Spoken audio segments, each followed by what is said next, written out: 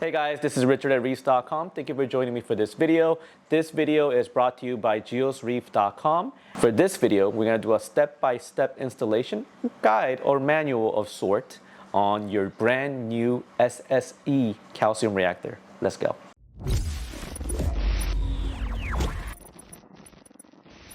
This is an instructional video on how to configure and run the Geo Super Silent Extreme Calcium Reactor. Remember to always keep the smart card attached to your reactor so that you can reference troubleshooting videos, instructions, replacement parts, and up-to-date information at any time. We recommend Two Little Fishies Reborn or similar media for best results. We have years of experience with this media and overall provides the best anticipated results. Large media is always used in a primary reactor chamber.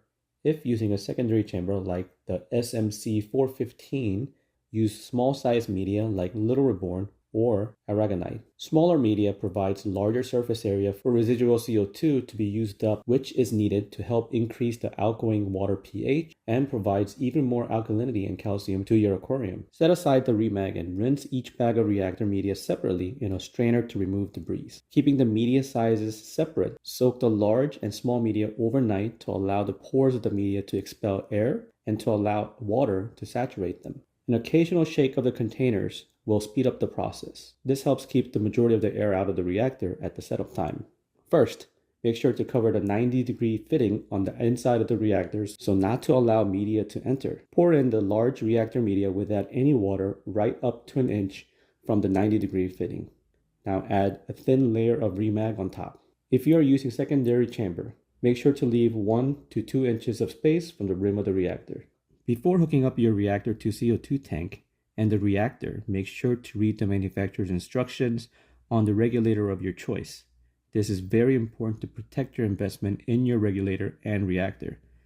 If your regulator comes with a tubing and or a check valve, we highly recommend you use those in this installation. First, attach 12 inches of tubing to the output of your regulator. Attach your check valve, paying close attention to the arrow on it. Make sure that the arrow is pointing towards the calcium reactor. Add the appropriate length of tubing at the output side of the check valve to the CO2 input fitting on the saturation chamber lid. There are two methods to provide water to your reactor from your sump in order to control the effluent water. Both ways have their pros and cons, so make sure to study them for the best method for your setup. Never connect your reactor via manifold from your sump. Manifolds have inconsistent pressure that would disrupt the reactor effluent. Method 1 is to use a submersible pump to push water from your sump to the reactor within 6 feet. We recommend the Seche Syncra 0.5 with an adapter fitting and no more than 6 feet of tubing.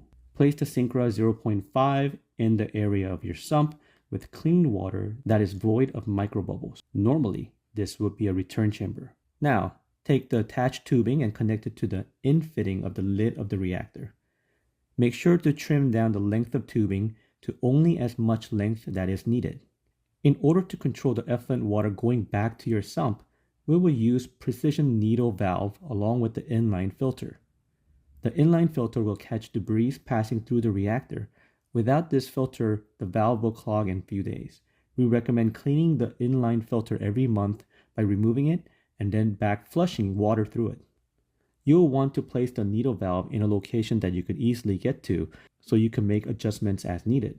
We advise returning the effluent water to one of the following. 1. Refugium. 2. Algae reactor. 3. Skimmer chamber. Method 2 is to use a continuous duty parallelistic pump like an Ecotech Versa or the Comor FX STP2.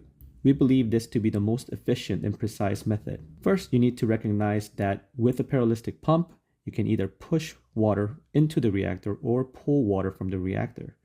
With this reactor, you will want to pull water from it, so this is how you want to do that.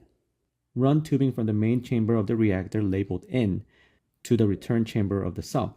Make sure to secure this end underwater and that the water you will be pulling into the reactor is clean and void of microbubbles.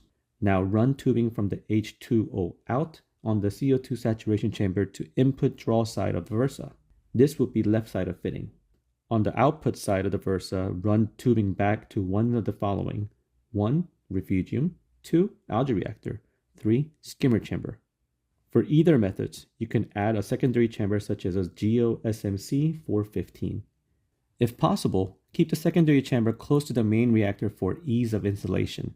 With the submersible pump method, as with the CJ Syncra 0.5 example, you will install the secondary chamber in between the H2O outfitting and the inline filter and needle valve combination.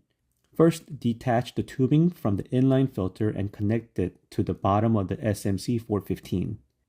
At the top of the SMC 415, you will find the labeled fitting out from the out-run tubing to the inline filter. Installation of the second chamber is now complete. If you're using continuous duty parallelistic pump, you will install the secondary chamber in between the H2O out on the saturation chamber and the input draw side of the Versa. First, detach the tubing from the input draw side of the Versa and connect it to the bottom of the SMC 415. At the top of the SMC 415, you will find the label fitting out. From the out, run tubing to the input side of the Versa. Installation of secondary chamber is complete. Now that you have connected all the tubing and filled the reactors up with the media, it's time to get it running. The key to having the reactor run stable is an accurate pH probe reading. Before installing the pH probe into the reactor, make sure to follow its manufacturer's calibration procedure. We recommend that you calibrate the pH probe every 6 months. After you have calibrated the pH probe, insert into the pH probe fitting on the lid of the reactor. Make sure to only go down so far that there is 1 to 2 inch from the reactor media. Tighten the fitting only by hand and never use tools to do this. Now that all tubing connection and pH probe are secure and the media is in the reactor, it is time to fill up the reactor with your aquarium water. Remove the lid from the reactor main chamber. Use a clean pitcher of aquarium water and slowly fill. You will see that water will also fill into CO2 saturation chamber simultaneously.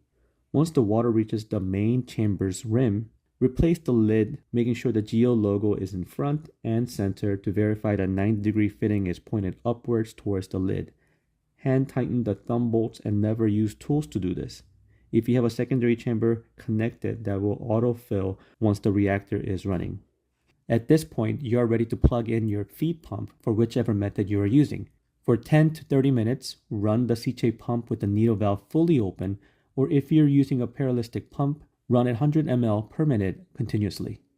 If you're having trouble getting the parallelistic pump to pull water through, you have an air leak somewhere, most likely at the pH probe fitting.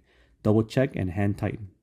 Once you observe the majority of the air inside has been purged out, you can now plug in the recirculation pump and run for additional 10 to 30 minutes to get remaining air out. You will now see the water moving throughout the reactor with the water cascading in from the main chamber into the saturation chamber. You will see the bubbles and water mixing in the top of the CO2 saturation chamber, which is normal. Now that your reactor is completely set up, you can start your initial dosing to your aquarium. When starting a calcium reactor for the first time, it is important that the aquarium parameters are already set where you want them. A calcium reactor is designed to maintain the alkalinity and calcium levels and not to significantly bring them up or down from extremes. Make sure to record your initial alkalinity, calcium, and magnesium readings so that you can refer to them later. We recommend starting at the following settings.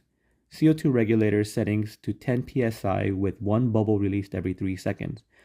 pH controller set to 6.6 plus minus 0.05. Effluent rate set to 30 ml per minute. For specific details on different brands of medias, please refer to the smart card attached to your reactor on the manual on the website. In the beginning, it is best to only focus on alkalinity reading and make the reactor adjustments with the effluent rate. Every 12 hours, test the alkalinity of both the reactor's effluent and the reef display water and record those numbers. The alkalinity of the effluent will always be greater than that of the display. By comparing the alkalinity of the current and the previous test, you can determine if any further adjustments are required. If the aquarium alkalinity has dropped, the reactor is not putting enough back to keep up, so you will increase the effluent rate. If it has raised, the reactor is adding too much and the reactor will need to be dialed down by decreasing the effluent rate. The simplest way to meet your target number is to increase or decrease the effluent rate. Remember this, nothing good happens quick in a reef aquarium, so we advise to only make up or down adjustments in increments of 5 ml per minute. If after 3 adjustment cycles when increasing the effluent rate, you will now need to adjust the CO2 bubble release from 1 every 3 seconds to 1 every second.